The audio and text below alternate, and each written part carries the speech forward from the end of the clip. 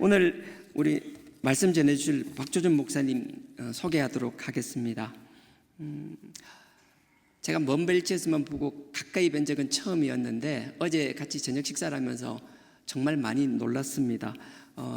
여러분 아시는 분은 아시겠지만 대부분 모르실 텐데요. 놀라지 마십시오. 연세가 92, 92세이십니다. 예, 와우, 맞습니다. 얼마나 젊은 청년이든지. 예. 어제 같이 식사하신 우리 집사님들보다 젊어 보이셨습니다. 이건 저의 주관적이 아니라 객관적으로 그랬었습니다.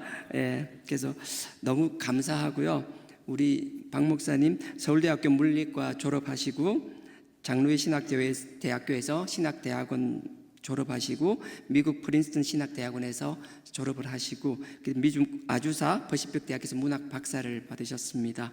그리고 이건 어찌 보면 저한테는 더 놀라운 건데 1973년에 다시 한번 와우 하셔야 될 거예요. 37세의 나이로 그 정말 태산 같은 한경직 목사님을 이어서 영락교회 2대 담임 목사님으로 교회를 섬기시고 부흥시키시고 한국 기독교 역사에 한 획을 그은 게 아니라 당대를 대표하는 하나님이 수많은 종들을 쓰지만 그 중에서 특별히 사랑하시고 귀하게 쓰신 귀한 종이셨습니다. 예, 아멘. 너무 감사하고요. 이후에 85년도에 또 갈보리 교회를 개척하시고, 제가 소개해드리면 그때 올라오십니다. 우리 박 목사 긴장했나 봐요. 아직 올라올 때가 아닌데. 갈보리 교회를 개척하시고 은퇴하실 때까지 그 갈보리 교회 개척 교회를 10,000명 이상이 넘는 대형 교회로 성장시키시고 정말 하나님께서 더 이상 귀하게 쓸 수 없을 만큼 귀하게 쓰신 종입니다. 제가 올라올 때도 우리 목사님 할 때 우리 박 목사님이 교회에서 걸어가시는 걸음 한 걸음이 우리 축복이고 영광이라고 말씀드렸거든요. 귀한 하나님의 종이 걸어가시는 것, 그리고 그분의 숨소리 하나. 그래서 여러분들 나가실 때 꼭 목사님 손 잡을 수 있는 분들 꼭 손 한 번 잡고 나가기를 부탁드리겠습니다. 그리고 또 이후에 국제독립교회 연합회 웨이크라고 합니다. 웨이크를 설립하시고 지금 웨이크 신학원의 명예총장으로 계십니다. 그리고 제가 가장 본받아야 될 것이 우리 목사님이 우리 개혁주의 신학과 복음주의 신앙의 본을 보이셨습니다. 삶을 통하여 그 본을 보여주시고 또 한국교회 연합을 위하여 헌신하시고 충성하셨습니다. 이 귀한 박조준 목사님을 여러분에게 소개할 수 있게 된 것이 저에게 큰 감사요, 기쁨이요, 영광입니다. 우리 박조준 목사님 올라오실 때 여러분들 할 수 있는 최대한의 큰 박수로 환영해 주시기를 부탁드립니다.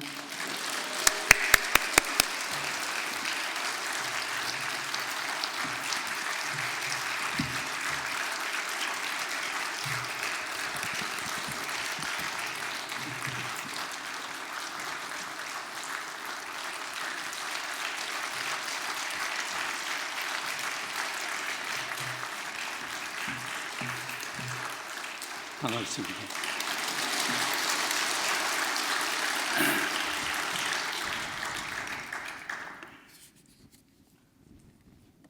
제가 그러니까 한 70년 전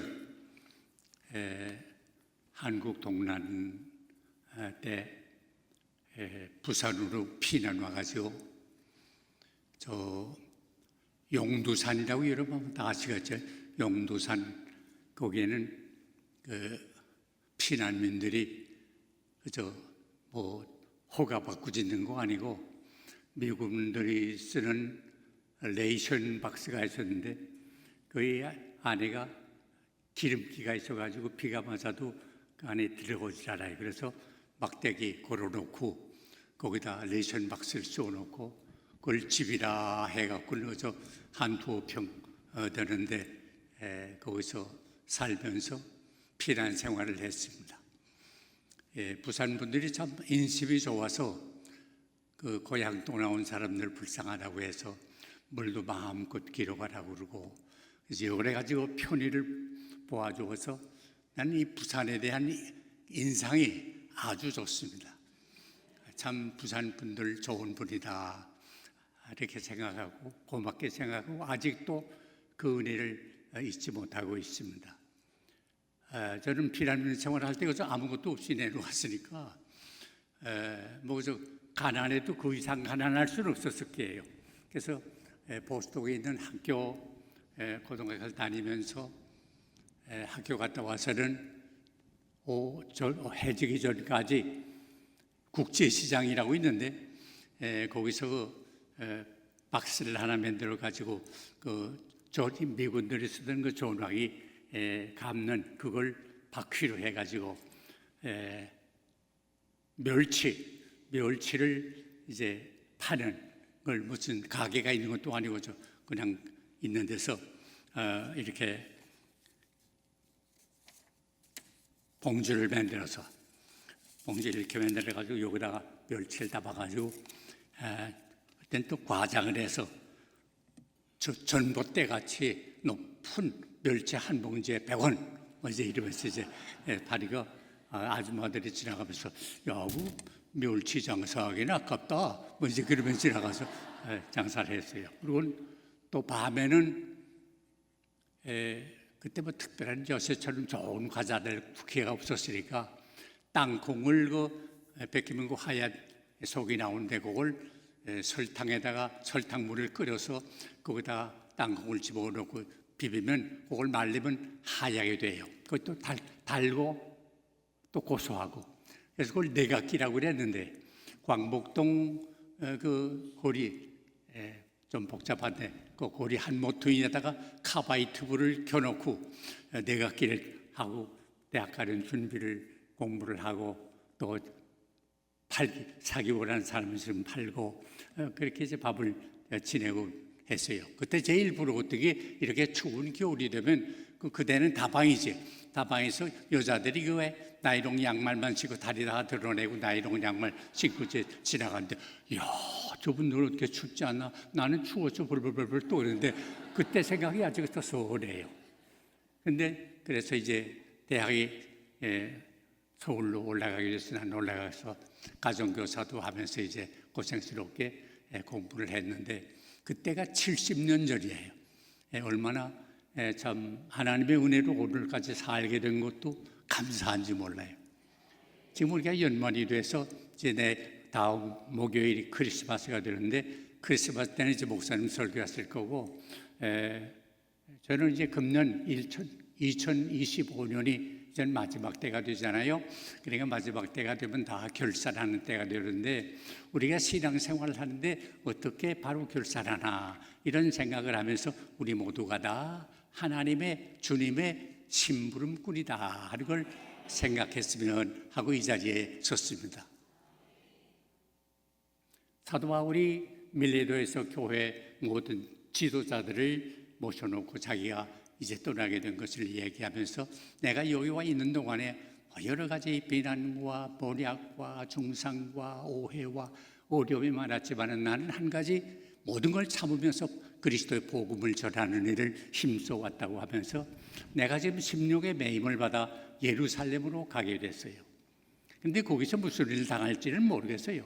그런데 성령이 내게 말씀하시는데 각 도성에서 환영하는 게 아니고 결박과 환난이 나를 기다린다 하십니다.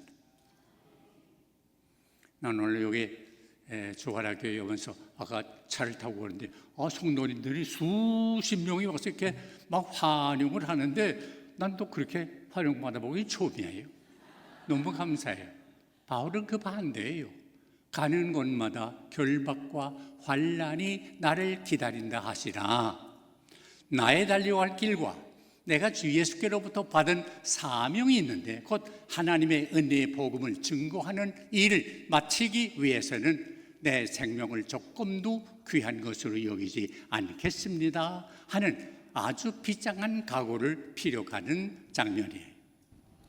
주 예수께 받은 사명이라는 말 우리 많이 듣었죠.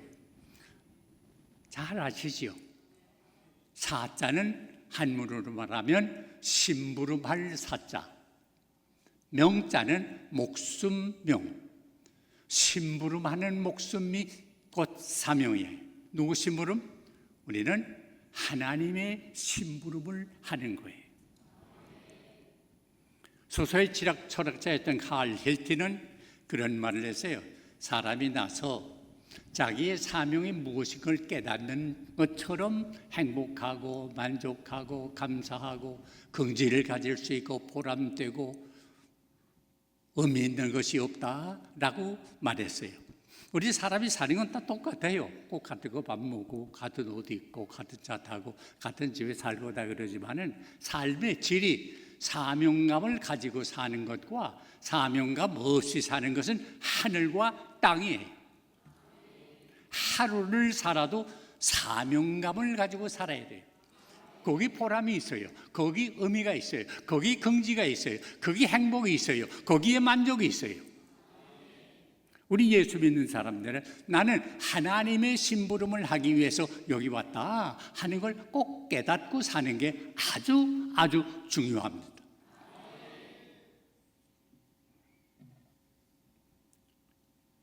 이 심부름에는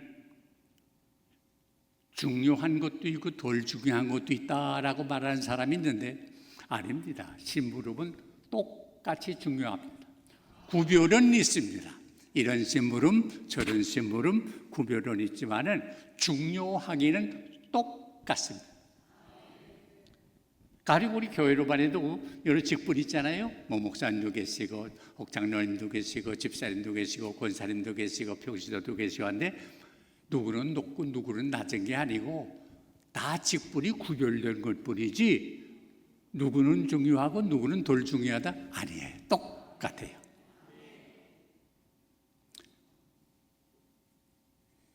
전에 6.25 동란 때 나 들은 얘기인데 저 포항에 처 목사님이라는 분이 사셨는데 그때만 하더라도 요새하고는 많이 좀 달라진 거였는데 요새는 오히려 딸 낳는 걸 좋아하잖아요.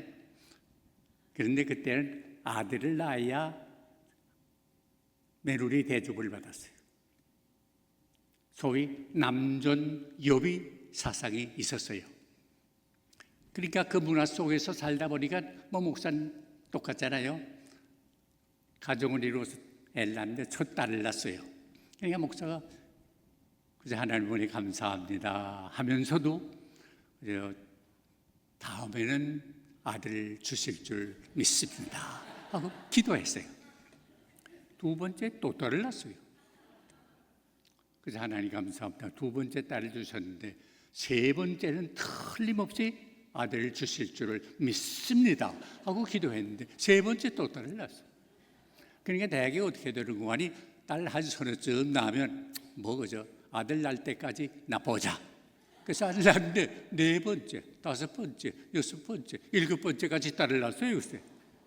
그러니 할 말이 없잖아요.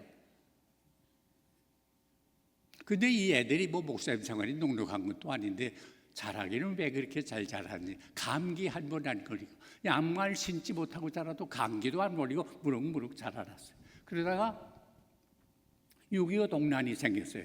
다 피난 가게 됐는데 목사님이 어떻게 교인들 다 피난 보내느라고 목사님 피난 못 가고 계셨는데 마침 그때 김 장로님이 계셨는데 그저 형제같이 가깝게 지냈는데 그 댁은 또 이제 피난을 안 가고 있어서 그 댁이 아주 형제처럼 가까이 지내고 있었는데 그 댁은 애가 없었어요. 그러니까 이제 하루는 그 장로님 댁에서 내외가리 저녁을 잡수다가 사람이 애를 낳아도 배 아파서 낳는 것도 있지만 가슴으로 낳는 것도 있는데 우리 전 배 아파 낳기는 틀렸으니까 가슴으로 낳는 아이 하나 데려오면 어떻겠나. 가면 그저 우리가 낳지는 않아서도 우리가 낳은 거 이상으로 정성껏 키우자. 그저 괜찮아 뵌다. 그럼 누구네 집에서 데려오는 게 좋을까? 아니 우리 목사님 댁에 딸 7인데 그 하나 둘 줘도 자리도 안 나고 또 우리가 요새 피난 때 밥 한 끼가 어디냐 200이 어디냐 입 하나 덜어줘도 그게 도움이 되고 그럴 테니까 그저 우리 잘 아는 배교고 잘 아니까 그 아이들 다 시키고 그러니까 걔 데려오자고. 그러냐고. 그래서 이제 장로님하고 목사님하고 이제 점심을 약속해서 저 점심을 잡수면서 이런 얘기 저런 얘기 하다가 장로님이 목사님 내가 저 안을 하나 좀 내고 싶은데 그래서 들으시고 마음에 들면 그저 좋고 마음에 안 드시면 그저 없던 걸로 해두면 됩니다.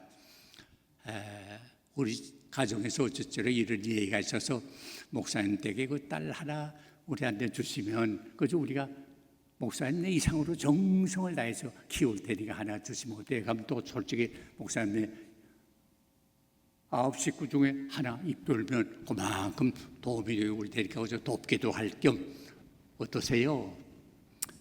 그랬더니 그저 목사님 뭐 깊이 안 생각해보고 괜찮다고. 그런데 나 혼자 대답할 말이 아니고 우리 사모님이 집사람이 있으니까 내 집사람하고 의논해서 내가 절반은 대답하는데 나중에 대답할게요. 그리고 해줬어요. 집에 내려갔더니 사모님이 오늘 뭐 장로님 만나서 좋은 얘기 있었어요. 그래서 그저 이때 얘기 그대로 했대요. 그래요? 그러면 누굴 주면 좋겠어요? 또 목사님 남자들이 좀 그렇거든요. 깊이 생각하는 그럼 딸 주지 맞딸. 여보, 딸 1급 중에 맞딸은 우리 가족의 대표 아닙니까? 대표를 어떻게 남을 줍니까? 그럴 때 그럼 둘째 주지, 둘째. 당신은 우리 애들 형편 잘 몰라. 우리 애들이 보통 극성마장이 아니에요. 당신만 나가면요 집에 나만 할 거이 없이 그저 후다닥 다 뒤집어 놓는데 그래도요 둘째가 질서가 잡힌 아이가 돼서 막대기 딱 잡고는 셋째는 너 여기, 넷째는 여기, 다섯째 여기 딱딱 해서 우리 집이 요만큼만 나지요. 둘째 없어 보세요. 우리 집안 난탕나고요. 나만 알 거이 없을 거면 당신 알아서 하세요. 그럼 집안의 질서를 위해서 또 둘째 주면 안 되겠는데 그럼 셋째 주자. 셋째. 여보, 당신 내 사정 모르지? 아니 당신 사정이 어떤데? 내가 벌써 허리가 아파가지고 막 힘든 일을 합니까? 그런데 이 셋째가 얼마나 가정적인지 물기로 온다, 밥 해준다, 빨래 해준다, 청소해준다 집안일 개가 다 하는데 셋째 주면 어떻게 돼? 셋째 주 당신 맡아가세요. 그러면 집안 살림을 위해 셋째 주면 안 되겠는데 넷째 주자. 넷째. 당신에게 성적표 봤어요? 못 봤지? 아버지가 아예 성적표도 못 보면 어떻게 해요? 성적표를 한번 보세요. 걔는요 첫 과목부터 마지막 과목까지 몽땅 다 수야요. 수. 아니 공부 잘하고 똑똑한 애 남주고 우린 뭘 가지라는 거예요? 그럼 그 다섯째 주자. 다섯째. 여보, 다섯째 알아요 당신? 뭐? 걔는 어릴 때부터 천식기가 있어서요 이렇게 찬바람이 착 나면 그저 콜렁콜렁 기침을 기는데 장로님 댁에 들어보세요. 찬바람 나서 귀신 콜렁콜렁 기치면 어떻게 쓰지 못할 병신 새끼 하나 줬다고 두고 평생을 욕할 터인데 그거 주고 욕머리를 왜 해요? 그거 안 되고 그 여섯째 잊어버려서 모르겠어. 미안해요. 그걸 막내 주자. 사모님이 정색을 하고 돌아앉아 집에서 하시는 말씀이 다른 애는 몰라도 걔만은 안 돼요. 그래서 왜? 그랬더니 딸 1급 중에 나 닮은 거 그밖에 없어요. 여러분 밖에서 볼 때 딸 1급은 하나둘 빠져도 자죽이 안 날 것 같잖아요. 그러나 부모가 볼 때는 하나하나가 소중해요. 여러분 이 교회에 참석하시는 여러분, 목사님은 여러분 혹 모를 수 있어요. 그러나 하나님은 아셔요. 하나님은 우리의 머리칼까지 세세요.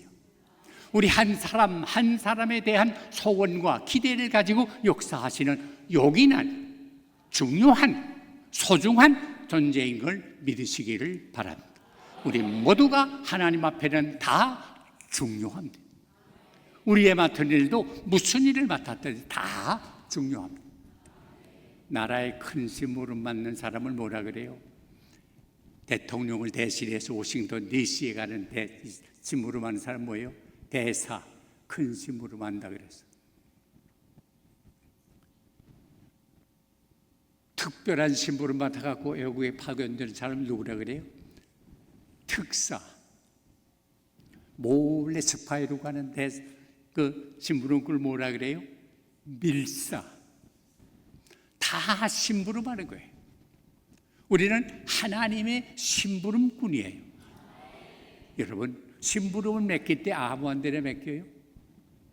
믿을 만한 사람한테 맡겨요. 그래서 디모데서에 보면 우리를 충성되이 여겨 내게 직분을 맡기심이니 그랬어요.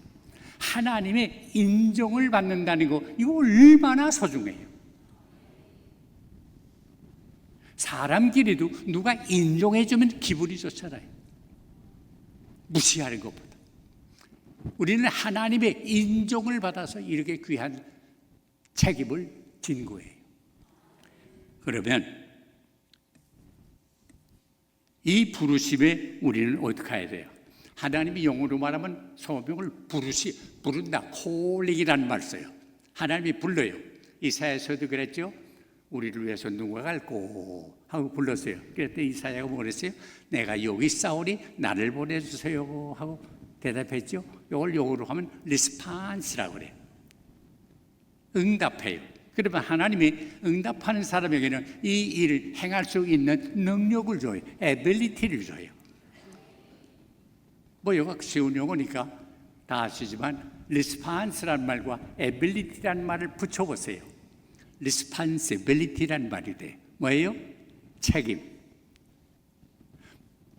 심부름꾼은 책임이 있어요. 누가 또 책임이 있어요? 주인이 책임이 있어요. 이거 중요해요. 책임의식이 있는 것과 없는 것은 아주 달라요. 가령 이 교회를 책임지고 있는 분이 누구예요? 우리 박 목사님이에요. 이건 보통 여러분 생각하는 거하고 달라요. 예배당 들어올 때도 그냥 들어오지 않을 거예요. 이 모든 게 다 어떻게 배치되어 있나 라고 생각할 거예요. 나는 그저 손님이니까 저거 앉아서 크리스마스 추리 하는 거, 아, 이거 저 롯데 호텔에 있는 거하고 비슷하네. 난 그렇게 생각했어요. 책임. 그러므로 우리는 무슨 일을 해도 책임을 느껴야 돼요. 애국이 뭐예요? 옛말에 군군, 신신, 부부, 자자 그랬어요. 임금은 임금 노릇만 잘하면 그게 애국이에요. 신하는 신하 노릇 잘하면 그만이에요. 아버지 부, 아버지는 아버지 노릇 잘하면 그만이야. 자, 아들은 아들 노릇 잘하는 거, 그게 애국이지 뭐 다른 거 없어요. 모든 걸 책임지자. 내가 말했으면 말에 대한 책임을 져야 돼요. 말을 해놓고 책임지지 않으면 그건 말에 자격이 없어요. 오늘 우리 정치하는 사람들 보면 말은 말대로 해놓고 언제 그랬나는 듯이 그래서 입만 뻐끔하면 그건 거짓말하는 사람이 있는데 거짓말은 말에 자격이 없는 거예요. 지도자의 자격이 없어요. 말했으면 그걸 하려고 노력이라도 해야 돼. 안 되면 나는 이렇게 하려고 노력했지만은 안 돼서 못했으니 미안합니다. 사과라도 할 줄 알아야 돼요.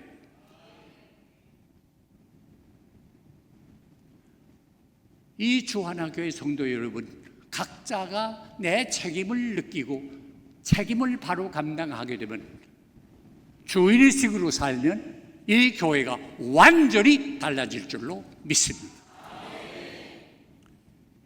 그리고 주님의 심부름꾼은 적극적이에요. 왜? 주님이 함께 하시는 걸 믿기 때문이에요. 내가 하는 거 아니에요. 함께 하는 걸 믿어요. 빌립보 4장 13절 말씀 여러분 기억하지요? 내게 능력 주시는 자 안에서 내가 모든 것을 할 수 있느니라. 이 말씀 믿으시면 아멘 하세요. 내가 한다는 말 아니에요. 주님이 내게 능력을 주시면 나는 할 수 있습니다. 그래서 범사에 긍정적이지 부정적이 아니에요. 적극적이지 소극적이 아니에요. 여러분 역사를 만들고 성공하는 사람들 가만 보세요. 그 의식 자체가 긍정적이고 적극적이지 부정적이고 소극적인 사람이 성공하고 큰일한 거 보세요? 없어요. 이스라엘 민족이 애굽을 떠나서 광야 40년을짜리 약속의 땅을 향해 나가지 않았어요? 그때 모세가 한 번은 약속의 땅을 바라보면서 몰래 밀사 각 지파에서 12청년을 뽑아가지고 책임을 주었어요. 내가 40일 동안 기한을 주니까 거기 몰래 들어가서 여기저기 다 살펴보면서 거기 땅이 어떤지, 과일이 어떤 건지, 곡식이 어떤 건지, 사람이 어떤지 다 살펴보고 와라.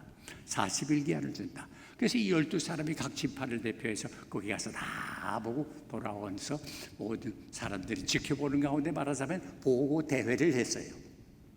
먼저 10사람이 보고를 했어요. 거기 갔더니 이렇게 젖과 꿀이 흐른다. 이거 광야 같지 않습니다. 이거 보세요. 우리가 2사람이 이 포도를 꿰매고 나올 정도 아닙니까? 거기는 아름다운 과일이 많이 열리고요. 좋은 땅, 젖과 꿀이 흐르는 땅입니다. 그런데 좋긴 하지만 거기는 들어갈 수가 없습니다. 거기 사람을 보니까 안약자들이 사는데 키가 장대한데 아마 그 사람들은 우리를 보면 메뚜기로 볼 거요. 여러분, 고인하고 메뚜기가 상대가 돼요. 우리는 못 갑니다. 그러니까 얼마나 이 말을 보고를 들은 사람들이 낙심하고 원망하고 절망하고 포기할 자리에 들어가서 모세를 원망하기 시작했어요. 이때 미처 보고하지 않았던 2사람이 있는데 그 사람 여러분 기억하죠? 누구죠? 누구? 여호수아, 갈렙. 너무 안타까워서 옷을 찢으면서 조금 전에 보고한 분들은 그저 본 대로 자기들 느낀 대로 말한 겁니다. 그 전부가 아닙니다. 분명히 들으세요. 하나님은 그 땅을 우리에게 주시기로 약속했습니다. 하나님은 약속한 대로 지키시는 분입니다. 이 약속을 믿읍시다. 물론 저기에 사람들이 키가 큰 건 사실입니다. 그러나 저희들을 지키던 신이 떠난 지 이미 오래입니다. 저희는 우리의 밥입니다. 두려워하지 말고 겁내지 말고 포기하지 말고 앞으로 나갑시다. 많은 사람들이 비율로 말하면 10대 몇이요? 2예요. 10사람이 맞지. 그래서 그 사람 따르던 사람은 신통하게도 한 사람도 약속의 땅에 못 들어갔어요. 그러나 하나님의 약속을 믿고 여호수아 갈렙의 말이 맞다라고 따라한 사람은 다 약속의 땅에 들어갔어요. 자, 그런데 여러분, 12사람의 이름이 민수기 13장에는 분명히 나와 있는데 우리가 기억하는 사람의 이름은 누구예요? 여호수아, 갈렙뿐이에요. 다른 10사람 누구 기억하는 분 계세요? 목사도 몰라요? 나도 몰라요. 알 필요도 없어요. 그저 나 가는 것뿐이고 다른 사람들의 간남만 서늘하게 했지 아무런 거 한 거 아니에요. 믿는 사람은 하나님의 신분을 꾸는 적극적이고 긍정적이어야 돼. 그리고 하나님이 나와 함께한다는 확신이 필요해. 그렇기 때문에 우리는 강하고 담대하게 살아요. 확신 있는 사람은 열의가 있어요. 그래서 영어로 말하면 저희 컨빅션과 인도되어짐이 있어요. 예수를 만나면 기쁨, 이 기쁨을 우리가 전하게 돼. 왜? 확신이 있으니까. 요한복음 4장에 보면 왜 사마리아 동네에 예수님의 일행이 가다가 제자들이 점심 준비하러 가고 예수님 혼자 우물가에 앉아 계시 낮이에요. 근데 어떤 여자가 나오는데 보니까 성경은 뭐 그렇게 안 했지만 그 내용상을 볼 때 보통 여자가 아니야. 요새는 말로 말하면 아주 섹시한 여자야. 그래서 물동이리고 나오는데 아니면 나오는데 보통 여자가 아니구나. 통찰력이 빠른 예수님은 저 갈고서 가까이 올 때 말을 걸었어요. 여인이요, 나한테 물 좀 줄 수 없어요? 그 여자가 보니까 어디 남자예요? 유대 남자지요. 이 여자는 어디 여자예요? 사마리아 여자죠. 여러분 배우신 대로 사마리아 사람하고 유대 사람하고는 이렇게 돼 있잖아요. 유대 사람이 사마리아 사람을 사람으로 안 보거든. 우리는 사람으로 안 보는 문제인데 나한테 물 달라고 하세요. 물 달라는 사람이 누군지 알았으면 당신이 주었을 거요. 당신이 마시는 물은 다시 목마를 거지만 내가 주는 물은 다시 목마르지 않아요. 아니 당신은 물 물기를 그릇도 없는데 우리 조상 때부터 길어먹는 그런데 어떻게 물 깃는다고 어디서 물 깃는다고 하세요? 내가 주는 물은 그렇게 깃는 물이 아니고 속에서 새살하는 생수가 돼요. 이 여자가 궁금해서 그럼 그 물 나 좀 줄 수 없어요? 저 참 재밌죠. 조금 전에 누가 물 달라 그랬어요? 예수님이. 말 몇 마디에 누가 지금 물 달라고 그래요? 여자가 주객이 전도가 됐어요. 예수님 참 이해 못할 말 많이 해요. 그러면 당신 남편 내려오시. 아니 물 달랬는데 왜 남편은 내려오라고 그래요? 나 남편 없는데요. 없다는 말이 맞아. 당신 그동안 남자 5바퀴가 됐지. 지금 사는 남자도 당신 남자가 아니지. 아마 이 여자가요, 돈 많은 사람하고 삶 만족할까? 권력 있는 사람하고 삶 만족할까? 공부 많이 한 사람하고 만족할까? 재간 많은 사람하고 삶 만족할까? 잘생긴 남자하고 삶 만족할까? 그렇게 나이가 젊은 여자가 5을 바꿔야 됐어요. 엘리자베트 텔러는 뭐 7번 바꿨다고 그러는데,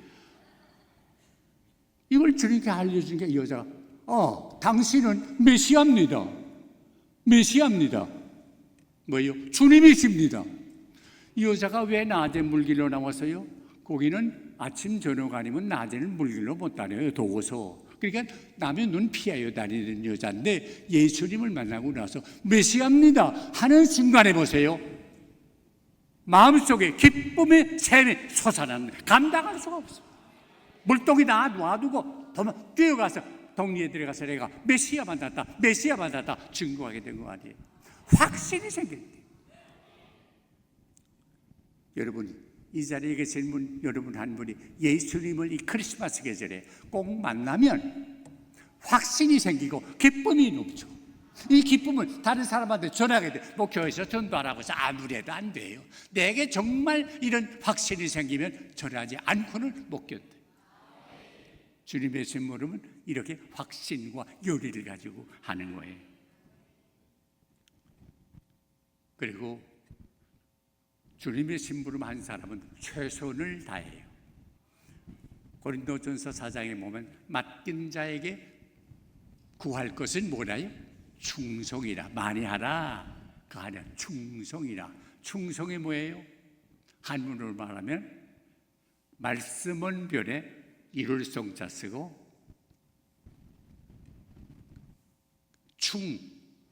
성은 충자는 가운데 중 마음심이에요. 중심으로 말한 대로 행하면 그게 충성이야. 뭐 다른 거 없어요. 많이 하라 아니에요. 하나님 주신 대로 내가 5달란트 받았으면 5달란트 하면 돼요. 2달란트 받았으면 2달란트 하면 돼요. 1달란트 받았으면 1달란트 하면 돼요. 그거지 많이 하라 아니에요. 이게 충성을 하나님이 요구하셔. 최선을 다하라. 최선이 뭐예요? 오늘 바울모에서 내가 앞으로 환난을 당할 것을 압니다. 그러나 나는 이 맡은 일, 복음을 위해서 내 생명을 귀한 것으로 여기지 않습니다. 생명을 귀한 것으로 여기지 않는다. 네, 이 얘기 하라고 관두겠습니다. 제가 목회하는 동안인데 어느 한 여성 노님이 제게 들어와서 목사님, 제가 갈보리 교회에 나온 지가 한 4년 됐는데요.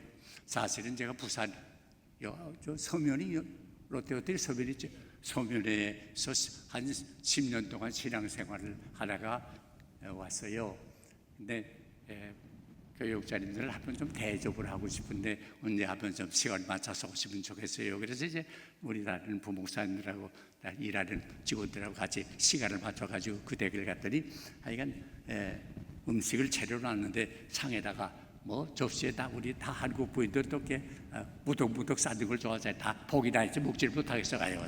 꽉꽉꽉 사서 상을 빡 가져 소위 상다리가 휠 정도로 싸놓았는데 너무 좋아가지고 앉지도 못하고 서지도 못하고 그저 앉았다 섰다 하면서 그저 그렇게 소위 욕으로 말하면 익사이팅 해가지고 흥분이 돼가지고 이제 그러더라고. 하면서 그 남편 되는 분이 바로 제 앞에 앉고 다른 사람들이 이렇게 쭉 앉았는데, 목사님 난 얼마나 기쁘고 좋은지 몰라요. 오늘처럼 좋은 날 없어요. 우리 조이가요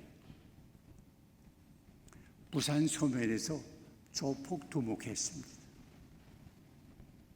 근데 예수 믿고 이제는 천사가 됐죠.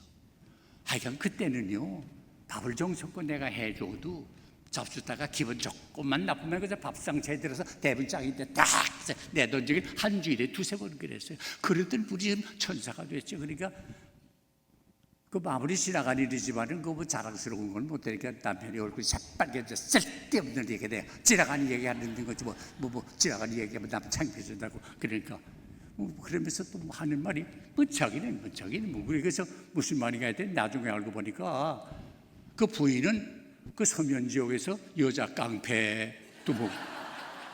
야, 난 조폭 두목하고 깡패 두목하고 같이 한 집 처음 봤어요. 근데 그 예수 믿으니까 달라졌어. 그래서 궁금해. 난 조폭을 만나보지 못했거든요. 그래서 조폭 말은 들어서 맞은편에 자기들이 얘기하니까 그 선생님이 미안하지만 난 조폭도 먹고 좀 말은 들어서도 만나보지 못했는데 어떠세요? 우선 싸움을 잘해야 될 거 아닙니까? 말하자면 그렇지요. 그 싸움 잘하려면 힘이 있어야 될 거 아닙니까? 근데 내가 볼 때 선생님 나보다도 체구가 작아 보이는데 힘이 있을 것 같지 않는데 어떻게 그렇게 싸움을 잘하셨어요? 저 사람 쓸데없는 말 해가지고 참 이가 난처한데 그저 이전 다 얘기하던 건데 재미있게 하자는 건데 상관이 있어야 했더니 목사님, 싸움은 힘으로 하는 게 아닙니다. 그럼 힘 아니면 무슨 기술이 특별히 있습니까? 기술도 아닙니다. 아니 힘도 아니고 기술도 아니면 뭐라 아주 궁금하더라고요. 그럼 뭐예요? 그랬더니 그분 표현이 그래. 목사님, 상대하고 붙지 않습니까? 이거 내놓으면 됩니다. 난 저번에 무슨 말인가 했어요. 목 내놓으면 됩니다. 나하고 붙죠. 그 사람은 딱 붙는 순간에 이놈하고 나 싸우다 죽는다, 죽을 각오하고 딱 붙들면 저기서 느낍니다. 이놈 목 내놓은 놈이구나.